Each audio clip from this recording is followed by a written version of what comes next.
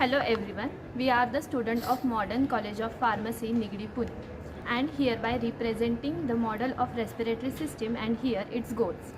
Firstly, we can see the body structure of human beings. This shows the outer covering of body skin. Secondly, the circulatory system, it consists heart, blood vessel, it includes veins, capillaries. It can circulate the blood throughout the body. Circulatory system close in vertebrate, it means that the blood never leaves the network of the blood vessels.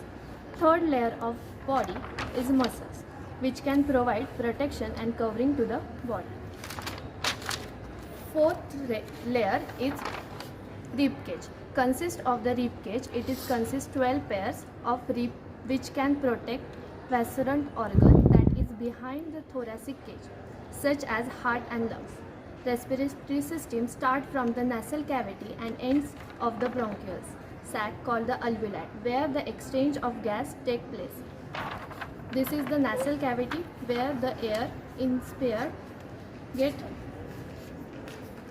Respiratory system start from the nasal cavity and ends at the bronchioles sacs called the alveoli, where the exchange of gases take place. This is the nasal cavity where the air inspired air get humidify and warm. And also, as the air passes through the nasal cavity, remove minute airborne particle and the other debris before the air reach the lower airways. Next one is the pharynx. It is the commonly called as throat.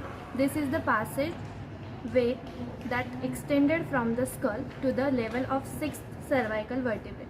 It surveils both the respiratory and digestive system by the receiving air from the nasal cavity.